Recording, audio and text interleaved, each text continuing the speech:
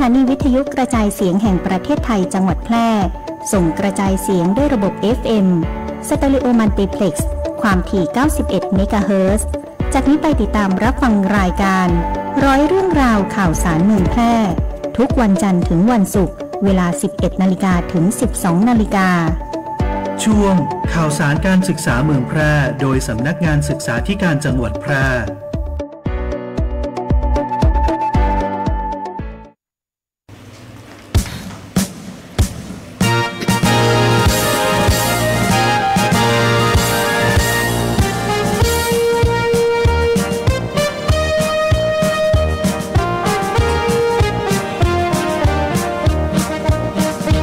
สำนักงานศึกษาธิการจังหวัดแพร่จิตแน่วแน่บริการการศึกษาบูรณาการทำงานยั่งยืนมาการศึกษาเจ้านำทีมทำงานรับผิดชอบเป็นใจในหน้าที่เทคโนโลยีมีใช้ในทุกด้านประสิทธิภาพเชิงพื้นที่การจัดการบริหารราชรัฐพัฒนาในก้าวไกลแสงสวัสดิ์21ประดุจเป็นเม็ดงานด้านศึกษาสร้างภาพเพียรเรียนรู้สู่ประชาการศึกษายกระดับประทับใจพัฒนาการเรียนรู้ตลอดชีวิตนำปรัชญาเศรษฐกิจพอเพียงใช้การศึกษาของตนของคนไทยจะก้าวไกลด้วยทีมงานสพจ.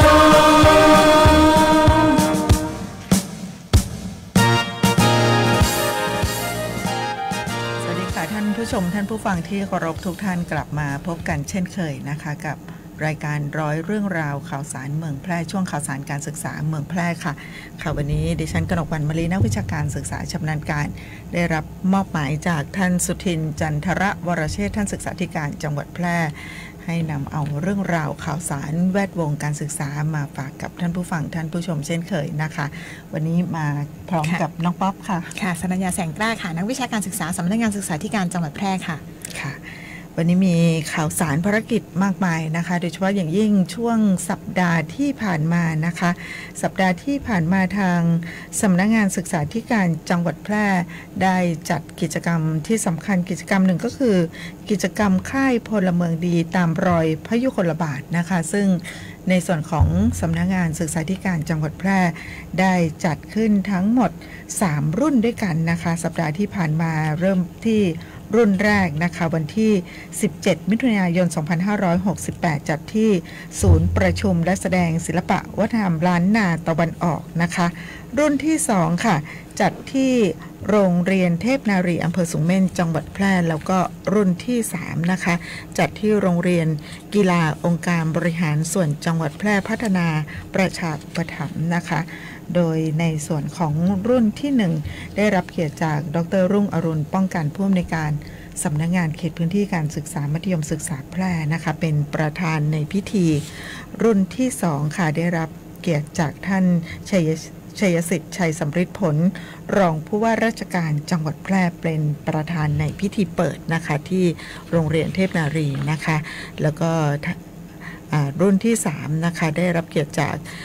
นางสาวสุรีทาประเสริฐเลขานุการนายกองค์การบริหารส่วนจังหวัดแพร่นะคะเป็นประธานในพิธีเปิดกิจกรรมค่ายพลเมืองดีตามรอยพยุคลบาทที่โรงเรียนกีฬาองค์การบริหารส่วนจังหวัดแพร่พัฒนาประชาอุปถัมภ์นะคะซึ่งในปีงบประมาณ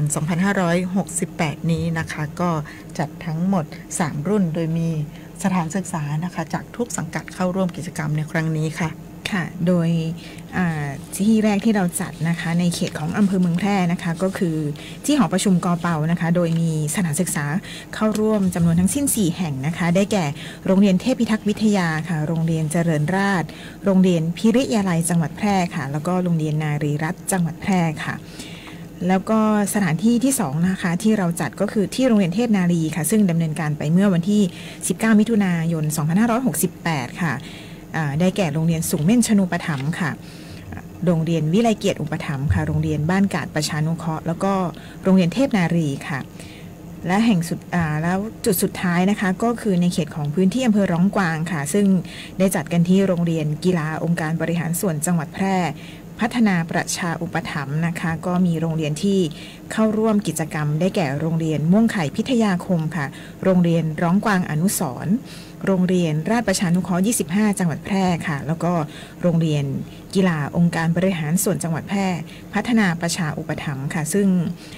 ในแต่ละจุดเองนะคะก็แต่ละแห่งก็มีโรงเรียนเข้าร่วมทั้งหมด12แห่งนะคะทั้งหมดนักเรียนที่เข้าร่วมก็คือ360คนค่ะโดยเราจัดกัน3แห่งก็คือในจุดของอำเภอเมืองแพร่อำเภอสูงเม่นแล้วก็ในส่วนของอำเภอร้องกวางค่ะก็เป็นค่ายที่จัดขึ้นนะคะเพื่อที่จะพัฒนาเยาวชนของเรานะคะมีฐานกิจกรรมที่น่าสนใจหลายฐานด้วยกันนะคะอย่างเช่นฐานกิจกรรม242ปีใต้ร่มพระบรมีจักรีวงศ์นะคะแล้วก็ในส่วนของฐานพลเมืองดีพลเมืองไทยนะคะฐานจิตอาสารักถิ่นฐานบ้านเกิดนะคะรวมไปถึงฐานกิจกรรมเยาวชนวัยใสห่างไกลยาเสพติดนะคะทั้งหมดทั้งมวลนี้นะคะเพื่อที่จะปลูกฝังเด็กแล้วก็เยาวชนให้เป็นพลเมืองดีของประเทศชาติค่ะก็เป็นกิจกรรมดีๆที่ทางสำนักงานศึกษาธิการจังหวัดแพร่ได้ดำเนินการนะคะในช่วงสัปดาห์ที่ผ่านมานะคะวันที่17แล้วก็19-20มิถุนายน2568ที่ผ่านมาค่ะไปอีกเรื่องหนึ่งนะคะเป็นการประชุมเชิงปฏิบัติการนะคะตอนนี้หลายท่านที่ติดตามข้อมูลข่าวสารนะคะก็คงจะเห็นได้ว่าในส่วนของการดำเนินการในเรื่องของธนาคารหน่วยกิจแห่งชาตินะคะเป็นเรื่องใหม่ที่หลายคนพูดถึงนะคะก็คือในส่วนของธนาคารหน่วยกิจแห่งชาติหรือว่าเครดิตแบงค์นะคะซึ่งทางสำนักงานศึกษาธิการจังหวัดแพร่ของเรานะคะก็ได้มีการไปศึกษาดูงานนะคะแล้วก็มาดำเนินการในส่วนของจังหวัดแพร่ของเรานะคะเมื่อวันที่18มิถุนายน2568ที่ผ่านมานะคะท่านสุทินจันทรวรเชษฐ์ท่านศึกษาธิการจังหวัดแพร่ก็เป็นประธานในพิธีเปิดในการประชุมเชิงปฏิบัติการในเรื่องของแนวทางการพัฒนาหลักสูตรตามกรอบคุณวุฒิแห่งชาติเพื่อสะสมแล้วก็เทียบโอนในธนาคารหน่วยกิจแห่งชาติหรือว่าเครดิตแบงก์ระดับจังหวัดแพร่นะคะซึ่งมีในส่วนของสถานศึกษานะคะผู้แทนจากหน่วยงานทางการศึกษาแล้วก็สถานศึกษาจากทุกสังกัดในจังหวัดแพร่ของเรานะคะได้มารับรู้รับฟังในส่วนของแนวทางการดำเนินงานแล้วก็แนวทางการพัฒนาหลักสูตรเพื่อที่จะเข้าสู่ความเป็นธนาคารหน่วยกิจร่วมกันนะคะซึ่งในการประชุมเชิงปฏิบัติการเมื่อวันที่18มิถุนายนที่ผ่านมานะคะก็ได้รับเกียรติจากวิทยากรนะคะจากทางสำนักงานศึกษาธิการจังหวัดลำพูนนะคะมีท่านศึกษานิเทศบุญยพรศรีคำสาวนะคะแล้วก็นักวิเคราะห์นโยบายและแผนจากทางสทจ.ลำพูนก็คือคุณจุฑามาศธนนราพงศ์นะคะมาเป็นวิทยากรนะคะเนื่องจากว่าจังหวัดลำพูนนะคะถือว่าเป็นหนึ่งในจังหวัดแกนนำนะคะที่ดำเนินการในเรื่องของธนาคารหน่วยกิจแห่งชาตินะคะซึ่งถือว่าตอนนี้ก็เริ่มเป็นรูปเป็นร่างแล้วก็จังหวัดแพร่ของเราเพิ่งจะขับเคลื่อนนะคะตอนนี้ก็ขานรับแล้วก็ขับเคลื่อนพร้อมกันทั่วประเทศนะคะก็จังหวัดแพร่ของเราก็เป็นหนึ่งในนั้นที่เริ่มขับเคลื่อนในส่วนของปีการศึกษา2568นะคะแล้วก็มีในส่วนของคุณครูนะคะคุณครูจากวิทยาลัยเทคนิคแพร่ก็คือคุณครูนพดลฟุ่มเฟื่อยแล้วก็คุณครูวิไลวรรณร่องพืชนะคะจากวิทยาลัยอาชีวศึกษาแพร่นะคะก็ร่วมแลกเปลี่ยนแล้วก็เป็นวิทยากรในครั้งนี้นะคะก็จากการประชุมร่วมกันนะคะจากการนำเสนอข้อมูลของสถานศึกษาแต่ละสังกัดนะคะที่มีการดำเนินการร่วมกันในเรื่องของ การจัดการเรียนการสอนซึ่งแต่เดิมเราอาจจะไม่ได้เรียกว่าเป็นธนาคารหน่วยกิตนะคะน้องป๊อปแต่ว่าจังหวัดแพร่ของเราก็มีรูปแบบของการดำเนินการหลายอย่างนะคะที่มีการบูรณาการการทำงานร่วมกันนะคะระหว่างสถานศึกษาในส่วนของสถานศึกษาขั้นพื้นฐานแล้วก็สังกัดอาชีวศึกษาแล้วก็อุดมศึกษาในพื้นที่ของจังหวัดแพร่ซึ่งหลายภาคส่วนที่ทางวิทยากรได้มาดำเนินการก็จะเห็นว่าจังหวัดแพร่ของเราเนี่ยมีเขาเรียกว่าได้ว่ามีของอยู่นะคะก็คือมีต้นทุนในเรื่องของการดำเนินการไม่ว่าจะเป็นลักษณะของการจัดการเรียนการสอนทวิภาคีที่ทางสถานศึกษาอาชีวศึกษาทำร่วมกับโรงเรียนในสังกัดหรือว่าโรงเรียนที่จัดการเรียนการสอนในระดับการศึกษาขั้นพื้นฐานค่ะรวมไปถึง MOU กับสถานศึกษาระดับอุดมศึกษาด้วยค่ะในส่วนของที่พี่นกบอกนะคะว่าในจังหวัดแพร่เองก็มีการจัดการเรียนการสอนแบบทวิภาคีนะคะซึ่งน้องๆในระดับมัธยมเองก็มีการเรียนที่ทางวิทยาลัยในสังกัดของอาชีวะนะคะเข้าไปจัดการเรียนการสอนในโรงเรียนซึ่งตอนนี้เราก็จะสามารถเอามาต่อยอดนะคะเป็นธนาคารหน่วยกิตนะคะซึ่งธนาคารหน่วยกิตเองก็เป็นการส่งเสริมการเรียนรู้ตลอดชีวิตนะคะโดยเปิดโอกาสให้น้องๆนักเรียนเนี่ยสามารถที่จะสะสมหน่วยกิตนะคะไม่ว่าจะในส่วนของสายสามัญเองหรือว่า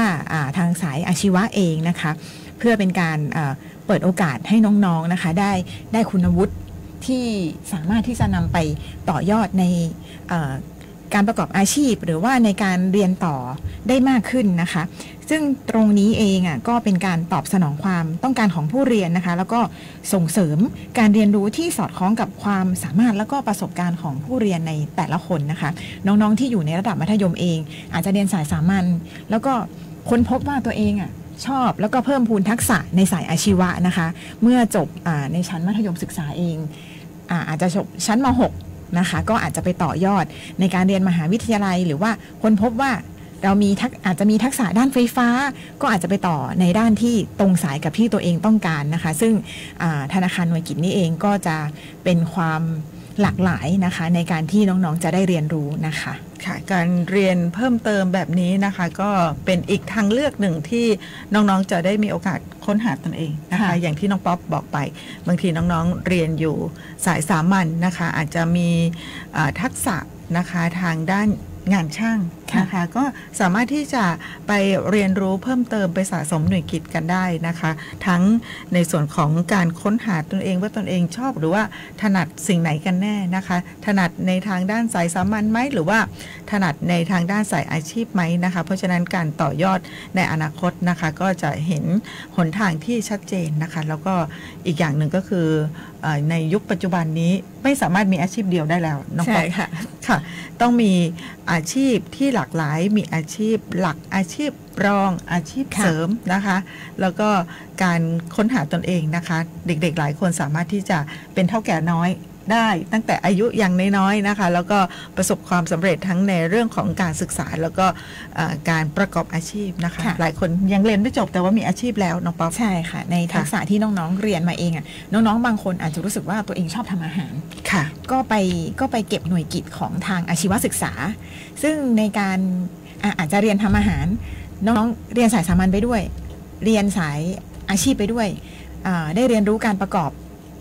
อาหารการทำขนมนะคะซึ่งตรงนี้เองก็อาจจะเป็นรายได้พิเศษในระหว่างเรียน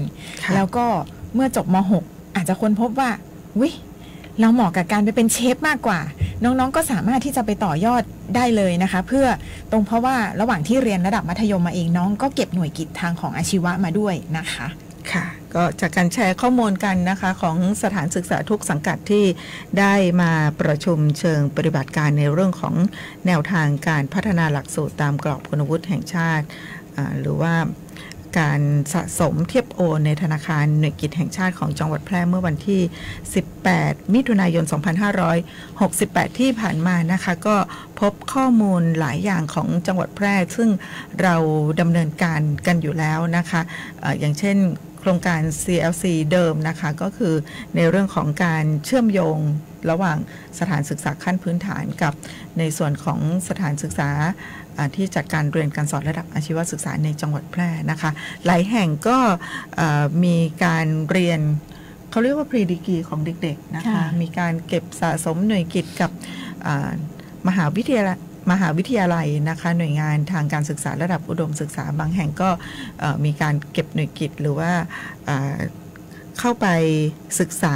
เป็นทวิภาคีร่วมกับสถาบันการศึกษาหลายแห่งซึ่งตรงนี้ทางสำนักงานศึกษาธิการจังหวัดแพร่นะคะก็จะจัดทำเป็น Big Data เป็นภาพรวมของจังหวัดนะคะแล้วก็จะได้มีแนวทางซึ่งเรามีคณะทำงานนะคะเพื่อที่จะจัดทำแนวทางการพัฒนาหลักสูตรตามกรอบคุณวุฒิแห่งชาตินะคะสะสมแล้วก็เทียบโอนในธนาคารหน่วยกิตแห่งชาติก็คาดว่าจะเป็นรูปเป็นร่างเร็วๆนี้นะคะก็เป็นข่าวดีสำหรับเด็กๆเยาวชนนะคะแล้วก็ผู้ที่สนใจเรียนรู้เพิ่มเติมตลอดเวลาได้นะคะค่ะอันนี้ก็เป็นเรื่องดีๆที่กำลังจะเกิดขึ้นนะคะไม่ใช่เฉพาะจังหวัดแพร่ของเราที่เดียวนะคะก็ทั่วประเทศเลยค่ะไปอีกเรื่องหนึ่งนะคะน้องป๊อปสัปดาห์นี้ก็ถือว่าเป็นสัปดาห์สำคัญอีกสัปดาห์หนึ่งนะคะวันที่26มิถุนายน2568ที่จะถึงนี้นะคะวันที่26ของทุกปีตามประกาศของมติสมัชชาใหญ่แห่งสหประชาชาตินะคะถือว่าเป็นวันสากลนะคะเป็นวันต่อต้านการใช้ยาในทางที่ผิดแล้วก็การค้ายาที่ไม่ถูกต้องตามกฎหมายนะคะก็เป็นวันต่อต้านยาเสพติดโลกนะคะค่ะซึ่งทางจังหวัดแพร่เองนะคะก็ได้มีกำหนดจัดกิจกรรมนะคะในส่วนของวันต่อต้านยาเสพติดโลก26มิถุนายนนะคะประจำปี2568นะคะในวันพฤหัสที่26มิถุนายน2568นะคะณหอประชุมและแสดงศิลปะวัฒนธรรมล้านนาตะวันออกและกลุ่มประเทศ GMS นะคะก็คือที่หอประชุมกอเปานะคะโดยการจัดงานเนี่ยก็มีวัตถุประสงค์ขึ้นก็เพื่อรณรงค์ประชาสัมพันธ์แล้วก็สร้างการรับรู้รวมถึงสร้างภูมิคุ้มกันให้แก่เยาวชนนักเรียนนักศึกษาประชาชนนะคะเกี่ยวกับปัญหาแล้วก็โทษจากพิษภัยของยาเสพติดนะคะรวมถึงสร้างกระแสการมีส่วนร่วมของประชาชนในการที่จะร่วมด้วยช่วยกันในการต่อต้านยาเสพติดนะคะรวมถึงการสร้างจิตสำนึกในการเข้ามามีส่วนร่วมเป็นกำลังที่สำคัญที่จะแก้ไขปัญหายาเสพติดอย่างยั่งยืนนะคะซึ่งกำหนดจัดงานเนี่ยก็จะเริ่มตั้งแต่ 9 นาฬิกานะคะโดยมีท่านผู้ว่าราชการจังหวัดแพร่เป็นประธานในการจัดกิจกรรมในครั้งนี้นะคะในส่วนของกิจกรรมเองก็จะมีหลายภาคส่วนนะคะในการที่จะเข้าไปร่วมด้วยช่วยกันในการจัดกิจกรรมในวันต่อต้านยาเสพติดโลกนะคะซึ่งก็จะมีทั้งหน่วยงานทางการศึกษานะคะหน่วยงานทางสาธารณสุขนะคะรวมถึงแรงงานจังหวัดแพร่นะคะที่จะไปร่วมกันจัดกิจกรรมนะคะทั้งนี้นะคะในงานเองก็จะมีการรับบริจาคโลหิตนะคะของ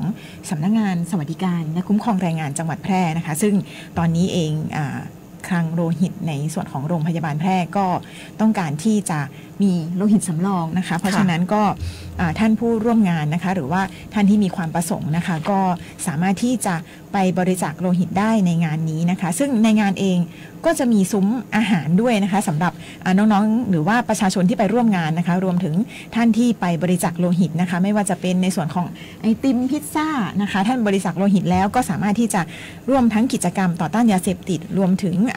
กิจกรรมในส่วนของอาหารบูธอาหารต่างๆนะคะซึ่งกำหนดจัดงานนะคะก็จะมีขึ้นที่หอประชุมกอเปาที่ทุ่งโฮงนะคะโดยในงานเองนี่ก็จะขอความร่วมมือในการที่จะสวมเสื้อขาวนะคะสวมเสื้อสีขาวในการที่จะเข้าไปร่วมกิจกรรมในครั้งนี้ค่ะเป็นการแสดงออกเชิงสัญลักษณ์ร่วมกันนะคะร่วมใจกันสวมเสื้อสีขาวนะคะในวันพฤหัสบดีที่26มิถุนายน2568นี้นะคะวันต่อต้านยาเสพติดโลกค่ะขออนุญาตพักเบรกกันสักครู่นะคะช่วงหน้ากลับมาติดตามข้อมูลข่าวสารกันต่อค่ะ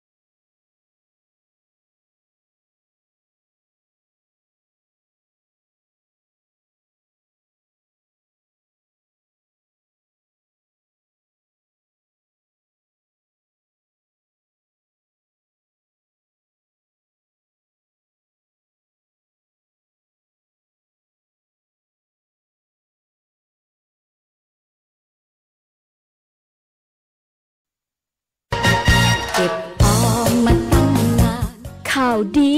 สำหรับคนอยากมีบ้านธนาคารอาคารสงเคราะห์มีสินเชื่อปลูกสร้างที่อยู่อาศัยบนที่ดินของตนเองอัตราดอกเบี้ยต่ำยื่นกู้ตั้งแต่3 มีนาคมถึง30 ธันวาคม 2568อนุมัติและทำนิติกรรมภายใน30 ธันวาคม 2568ผ่อนสบายสูงสุด40 ปีกรณีทำประกันสินเชื่อดอกเบี้ยเดือนที่ 1-6 0.89% ต่อปีและกรณีไม่ทำประกันสินเชื่อดอกเบี้ย 1.29% ต่อปีวงเงินในโครงการมีจำนวนจำกัดติดต่อสอบถามที่ธนาคารอาคารสงเคราะห์สำนักงานสาขาแพร่054-621-490-5ธนาคารอาคารสงเคราะห์ทำให้คนไทยมีบ้านดูแลผูกพัน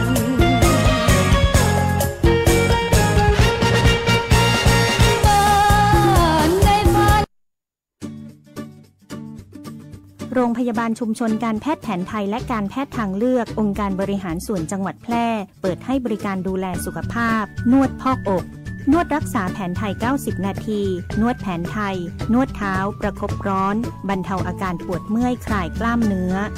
ข้อเข่าสมุนไพรรักษาข้อฝืดข้อเข่าเสื่อมข้อนิ้วข้อเท้าลดอาการปวดด้วยสมุนไพรเปิดให้บริการในทุกวันจันทร์อบไอน้ำสมุนไพรรักษาระบบทางเดินหายใจกระตุ้นการไหลเวียนของโลหิตลดการปวดเมื่อยกล้ามเนื้อขับน้ำข่าวปลาแม่หลังคลอดเปิดให้บริการในทุกวันอังคารบรรเทาอาการปวดเมื่อยคลายกล้ามเนื้อผู้มาใช้บริการให้นำบัตรประจำตัวประชาชนมาด้วยทุกครั้งใช้สิทธิ์เบิกจ่ายตรงข้าราชการสิทธิ์ประกันสังคมหรือสิทธิ์บัตรทองในจังหวัดแพร่สิทธิ์รัฐวิสาหกิจหรือชำระเงินสดติดต่อจองคิวรับบริการเวลา 8:30 นาทีถึง 16:30 นาทีเว้นวันหยุดนักขัตฤกษ์โทร 054-523-338-9ประกันไม่ใช่แค่เพียงธุรกิจที่เอามาขายคุณเพื่อเงินแต่ประกันเป็นการกระจายความเสี่ยงของคุณไปให้บริษัทประกันถ้าไม่เชื่องั้นลองฟังนี่ผมชื่อประกรณ์มีบ้านอยู่1 หลังอยู่มาวันหนึ่งแก๊สระเบิดบ้านผมก็หายไปคุณว่าใครจะรับผิดชอบให้ประกรณ์ถ้าเขาไม่ทำประกันทำประกันเถอะครับจะประกันไหนๆก็อุ่นใจเมื่อมีประกันคปภ.สำนักงานคณะกรรมการกำกับและส่งเสริมการประกอบธุรกิจประกันภัยไปขับขี่ออนไลน์เนี่ยง่ายตั้งอกตั้งใจบ่ต้องไปขนส่งบ่ต้องไปอบรมบ่ต้องสอบกาถ่ายรูปโอนจ่ายจบโห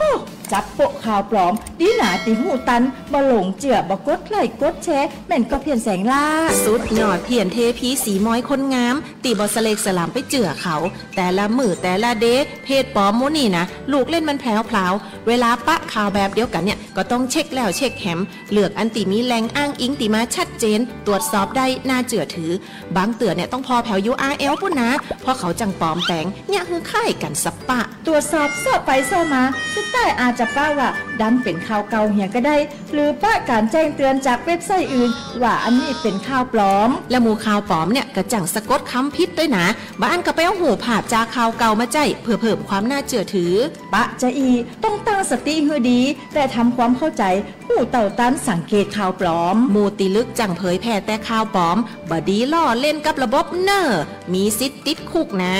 ปรารถนาดีจากสำนักงานประชาสัมพันธ์ตี3กรมประชาสัมพันธ์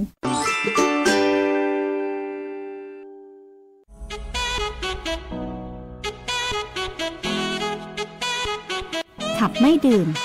ดื่มไม่ขับอย่าลืมนะคะด้วยความปรารถนาดีจากสถานีวิทยุกระจายเสียงแห่งประเทศไทยจังหวัดแพร่ FM 91 เมกะเฮิรตซ์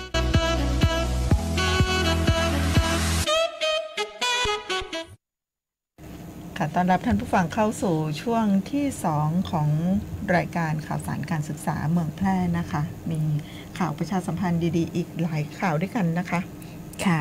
มาเริ่มช่วงที่2นะคะด้วยข่าวประชาสัมพันธ์นะคะในส่วนของโครงการสื่อสารสร้างสรรค์รู้เท่าทันยาบ้านะคะ Be Smart Say No to Drug ปีที่2นะคะซึ่งเป็นโครงการดีๆจากทางปปส.นะคะโดยคอนเซปต์ของโครงการนะคะก็คือฮักยูดีนะคะ Light Up Your Life นะคะก็คือโอบกอดความฝันจุดประกายชีวิตนะคะโดยกิจกรรมเองก็จะเน้นที่เด็กและเยาวชนนะคะใช้ความคิดสร้างสรรค์โอบกอดความฝันเพราะทุกความฝันมีค่าเมื่อเรากอดมันไว้อย่างแน่วแน่เส้นทางข้างหน้าจะสว่างไสวสู่ความสำเร็จโดยไม่มีที่ว่างให้ยาเสพติดเพราะอนาคตที่ดีเริ่มจากการเลือกสิ่งที่ใช่นะคะโดยกิจกรรมนี้เองนะคะจะเป็นการประกวดสื่อสร้างสรรค์นะคะโดยเป็นกิจกรรมมีส่วนร่วมเชิงสร้างสรรค์นะคะผ่านสื่อโซเชียลมีเดียนะคะโดยการใช้เวลาว่างให้เกิดประโยชน์ตระหนักถึงคุณค่าของตัวเองนะคะรวมถึงห่างไกลจากยาเสพติดนะคะรวมถึงการสร้างการรับรู้แล้วก็สื่อสารรณรงค์ประชาสัมพันธ์เพื่อป้องกันยาเสพติดผ่านรูปแบบการประกวดกิจกรรมคลิปสั้นนะคะในประกวดผ่านแพลตฟอร์มของทาง TikTok เองนะคะโดยการประกวดกิจกรรมนี้นะคะตอนนี้ก็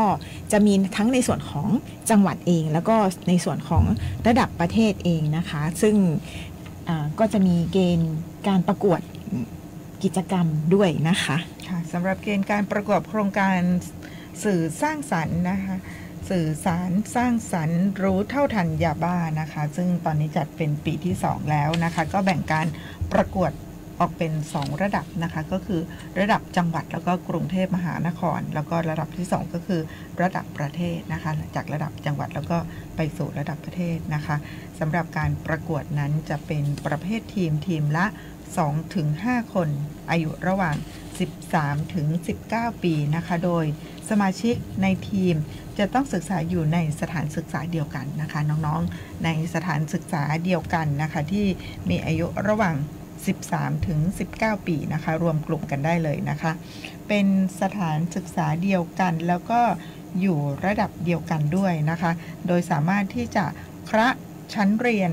ภายในระดับเดียวกันได้นะคะโดยแบ่งออกเป็น2ระดับก็คือระดับมัธยมศึกษาตอนต้นหรือว่าเทียบเท่านะคะรวมกันได้ตั้งแต่ม.1 ถึงม.3 นะคะระดับเดียวกันนี่ไม่ใช่เฉพาะม.1 ม.2 ม.3 แต่ว่าหมายถึงระดับชั้นก็คือระดับชั้นมัธยมศึกษาตอนต้นนะคะม.1 ถึงม.3 สามารถที่จะ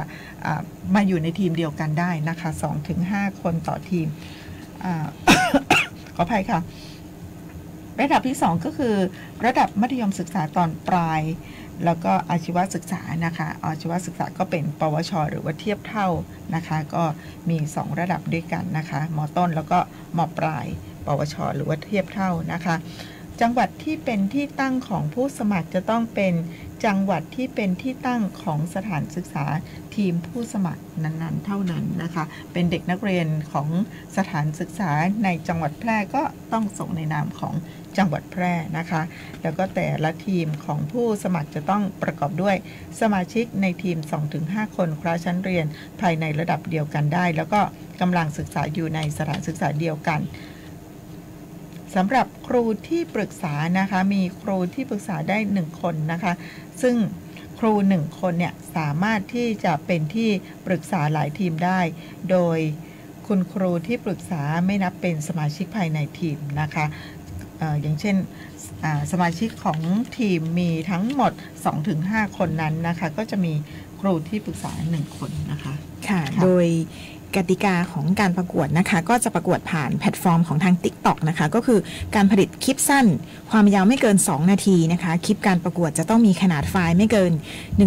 150 เมกนะคะในหัวข้อของ Hug Your Dream Life Up Your Life นะคะกอดฝันจุดพลังชีวิตนะคะผู้สมัครต้องโพสต์ผ่าน TikTok นะคะติดแฮชแท็กนะคะก็คือ Hug Your Dream หรือว่ากอดฝันนะคะหรือว่าติดแฮชแท็ก Be Smart Say No to Drug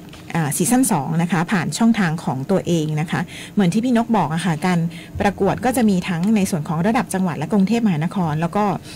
ประกวดในระดับของระดับประเทศนะคะในส่วนของเนื้อหานะคะก็จะเป็นคลิปสั้นที่เป็น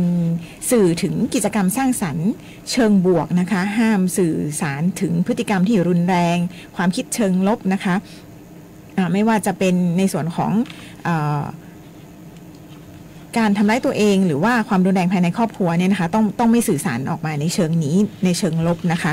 โดยกิจกรรมเองเนี่ยก็จะดูในส่วนของทั้งความคิดสร้างสรรค์ เทคนิคในการถ่ายทำแล้วก็การเล่าเรื่องนะคะรวมถึงเนื้อหาเองว่าตรงกับหัวข้อที่ทางปปส.กำหนดมาหรือเปล่ารวมถึงการเดินเนื้อเรื่องแล้วก็ภาพรวมของคลิปเองนะคะ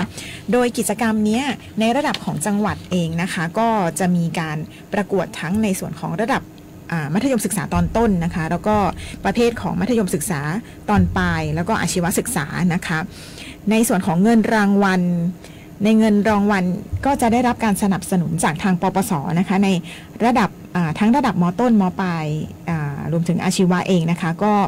จะมีเงินรางวัลชนะเลิศอยู่ที่ 50,000 บาทค่ะแล้วก็รางวัลรองชนะเลิศอันดับ1 30,000 บาทรางวัลรองชนะเลิศอันดับ2 20,000 บาทนะคะโดยรางวัลชนะเลิศในแต่ละจังหวัดนะคะก็จะเป็นตัวแทนเข้าสู่การประกวดระดับประเทศนะคะในทีมที่ชนะเลิศในระดับจังหวัดแล้วก็เป็นตัวแทนของจังหวัดเข้าประกวดในระดับของประเทศนะคะในระดับประเทศก็จะมีเงินรางวัลค่อนข้างสูงเลยนะคะระดับทั้งม.ต้นและม.ปลายนะคะรางวัลชนะเลิศอยู่ที่ 150,000 บาทค่ะรางวัลรองชนะเลิศอันดับ1อยู่ที่ 100,000 บาทรางวัลรองชนะเลิศอันดับ2อยู่ที่ 80,000 บาทนะคะซึ่งเงินรางวัลค่อนข้างที่จะสูงเลยนะคะก็จะเป็นในส่วนของความคิดสร้างสรรค์ของน้องๆนักเรียนนะคะรวมถึงเทคนิคในการที่จะถ่ายทำการเดินเรื่องนะคะว่ามีความน่าสนใจแค่ไหนนะคะในระดับจังหวัดเองเราก็จะมีกรรมการในส่วนของระดับจังหวัดที่จะตัดสินผ่านทางระบบออนไลน์ในส่วนของแพลตฟอร์มทาง TikTok นะคะตอนนี้ก็ได้มีการประชาสัมพันธ์ไปที่สถานศึกษาต่างๆแล้วนะคะซึ่งการกำหนดส่งเองนะคะก็จะปิดรับสมัครในวันที่30มิถุนายน2568นะคะโดยช่องทางในการที่จะติดตามข่าวสารก็จะสามารถติดตามได้ทางFacebook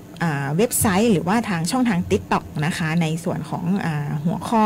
Be Smart Say No to Drug นะคะก็ประชาสัมพันธ์นะคะเชิญชวนคุณครูหรือว่าน้องๆนักเรียนนักศึกษานะคะส่งเข้าประกวดในการผลิตคลิปสั้น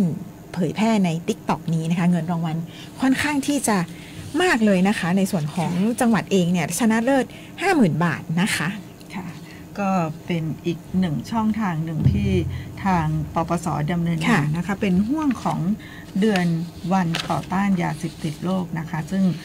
พิษภัยของยาเสพติดโดยเฉพาะอย่างยิ่งในยุคนี้สมัยนี้นะคะก็จะเห็นได้ว่ามีหลากหลายนะคะสิ่งเสพติดนะคะทั้งยาเสพติดประเภทใหม่ๆนะคะที่ถูกผลิตออกแล้วก็ได้มาในส่วนของเข้ามาเกี่ยวข้องกับเด็กแล้วก็เยาวชนของเรานะคะเพราะฉะนั้นในเรื่องของการป้องกันนะคะการป้องกันป้องปรามไม่ให้เกิดปัญหายาเสพติดบางทีในเรื่องของการสื่อสารนะคะเด็กกับเด็กคุยกันน่าจะรู้เรื่องกว่านะคะตอนนี้นะคะในส่วนของปปส.นะคะก็มีกิจกรรมดีๆที่ให้เด็กๆช่วยกันคิดช่วยกันทำในการผลิตสื่อสร้างสรรค์นะคะผลิตสื่อสร้างสรรค์เพื่อที่จะช่วยกันนะคะในการต้านภัยยาเสพติดหรือว่าประชาสัมพันธ์นะคะให้เพื่อนของเรานะคะได้รับรู้ข้อมูลข่าวสารนะคะแล้วก็แสดงออกถึงความคิดสร้างสรรค์แล้วก็ผลงานนะคะผลงานในการดำเนินงานถือว่าเป็นสื่อใหม่ๆที่เด็กยุคนี้สมัยนี้นะคะมีความเชี่ยวชาญแล้วก็มีความชำนาญนะคะก็มีเงินรางวัลให้นะคะมีเงินรางวัลให้อย่างที่น้องป๊อปบอกไประดับจังหวัดก็รางวัลชนะเลิศ 50,000 บาทนะคะไม่น้อยเลยทีเดียวนะคะก็ฝากประชาสัมพันธ์ไปยังท่านผู้บริหารคณะครูแล้วก็เด็กๆทุกคนที่สนใจนะคะที่สนใจแล้วก็มีความสามารถมีความคิดสร้างสรรค์นะคะช่วยกันนะคะรวมกันเป็นทีม 2-5 คนนะคะผลิตสื่อมาประกวดในระดับจังหวัดค่ะค่ะเชิญชวนนะคะทั้งระดับม.ต้นแล้วก็ระดับม.ปลายกับอาชีวะนะคะซึ่งน้องๆเองก็เล่น TikTok กันเป็นส่วนใหญ่อยู่แล้วนะคะผลิตน้องๆก็จะมีคลิปต่างๆอยู่แล้วนะคะตรงนี้เองก็เก่งอยู่แล้วเก่งอยู่แล้วในการผลิตสื่อต่างๆนะคะก็เชิญชวนนะคะค่ะอีกกิจกรรมหนึ่งที่สำคัญนะคะที่จะเกิดขึ้น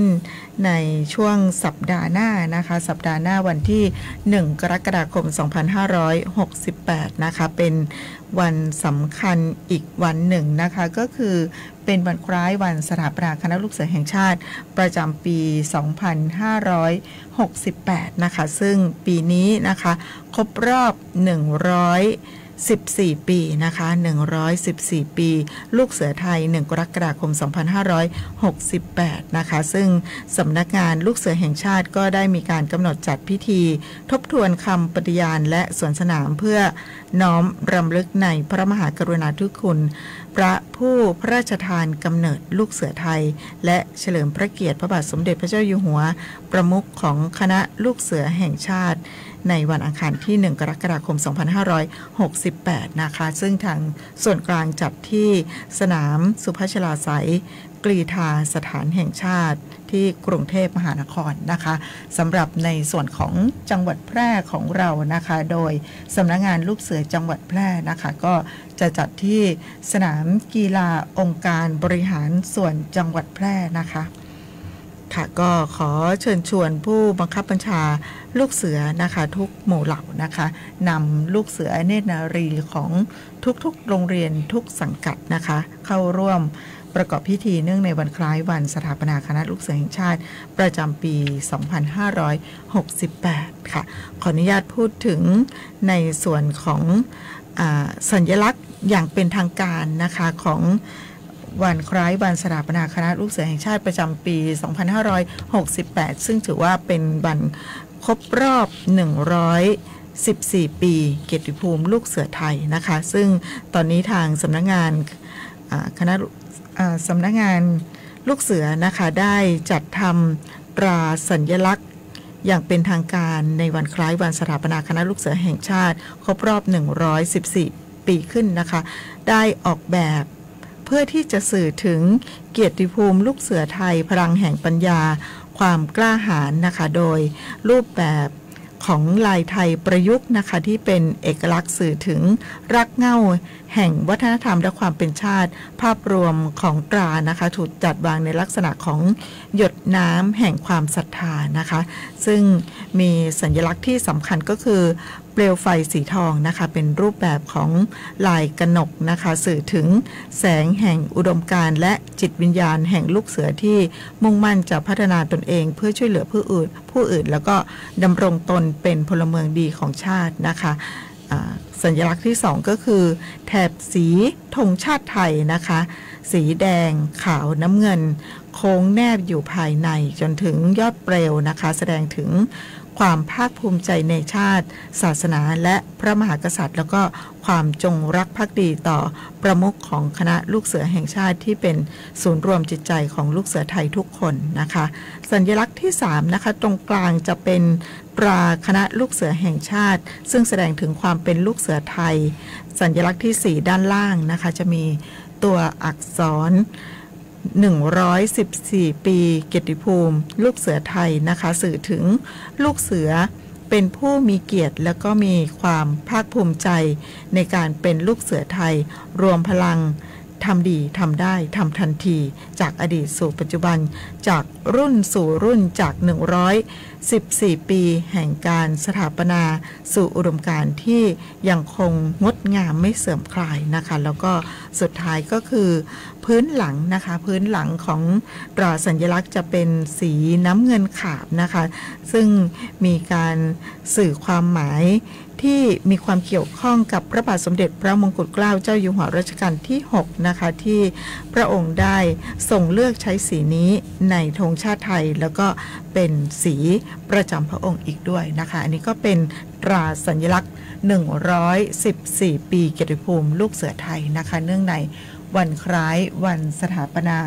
คณะลูกเสือแห่งชาติประจำปี 2568 1 กรกฎาคม 2568 นี้นะคะค่ะซึ่งวันที่1 กรกฎาคม 2568 นะคะทางจังหวัดแพร่เองนะคะก็จะมีพิธีทบทวนคำปฏิญาณแล้วก็สวนสนามเนื่องในวันคล้ายวันสถาปนาคณะลูกเสือแห่งชาติประจำปี 2568 นะคะณสนามกีฬาองค์การบริหารส่วนจังหวัดแพร่ค่ะซึ่งจัดโดยสำนักงานลูกเสือจังหวัดแพร่นะคะโดยการสวนสนามนะคะก็จะมีตั้งแต่น้องๆ หนูน้อยเล็กๆนะคะก็ในส่วนของลูกเสือสำรองเองนะคะลูกเสือเนตรนารีในส่วนของสามัญรุ่นใหญ่นะคะแล้วก็วิสามัญเองนะคะที่จะมาเดินสวนสนามเราก็จะมาดูน้องๆในความสามารถของการเดินสวนสนามระเบียบวินัยของน้องๆนะคะท่านพ่อแม่ผู้ปกครองเองนะคะก็สามารถมาร่วมกิจกรรมชมความเป็นระเบียบเรียบร้อยของน้องๆลูกเสือในวันที่1กรกฎาคม2568นี้ได้นะคะปลูกฝังความเป็นระเบียบวินัยให้กับเด็กๆนะคะแล้วก็ทราบว่าจะมีพี่น้องลูกเสือชาวบ้านมาร่วมงานในครั้งนี้ด้วยนะคะค่ะวันนี้เวลาของข่าวสารการศึกษาเมืองแพร่หมดลงแล้วนะคะติดตามรับฟังรายการของเราได้เป็นประจำทุกๆวันอังคารทางสวทแพร่แห่งนี้ค่ะ 11 นาฬิกาถึง 12 นาฬิกาโดยประมาณนะคะวันนี้นำรายการจากลาท่านผู้ฟังท่านผู้ชมไปก่อนค่ะสวัสดีค่ะสวัสดีค่ะ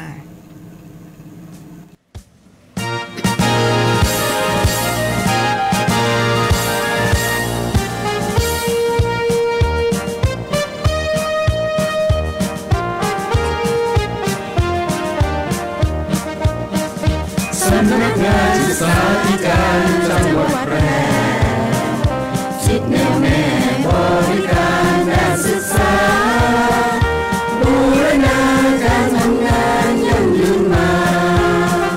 งานศึกษาก้าวนำทีมทำงานรับผิดชอบเป็นใจในหน้าที่เทคโนโลยีมีใช้ในทุกด้านประสิทธิภาพเชิงพื้นที่การจัดการบริหารราบรัฐพัฒนางานก้าวไกลแสงสวัสดิ์21ระดุจแห่งเมืองเวียดนาม 12 นาฬิกา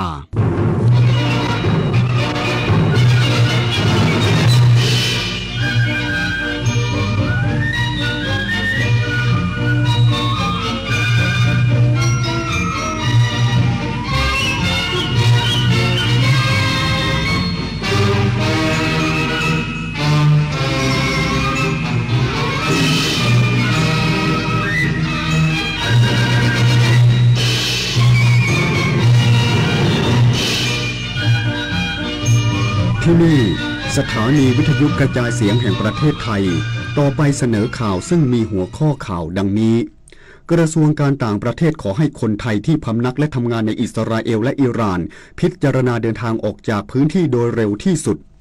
ผู้นำสหรัฐอ้างว่าอิสราเอลและอิหร่านบรรลุข้อตกลงหยุดยิงอย่างเบ็ดเสร็จเพื่อยุติวิกฤตความขัดแย้งของทั้งสองฝ่ายที่ดำเนินมาเป็นเวลา12 วันกระทรวงการคลังเสนอโครงการกระตุ้นเศรษฐกิจกรอบวงเงิน 115,375 ล้านบาทครอบคลุมการดำเนินงานด้านการลงทุนโครงสร้างพื้นฐานให้ที่ประชุมคณะรัฐมนตรีพิจารณาวันนี้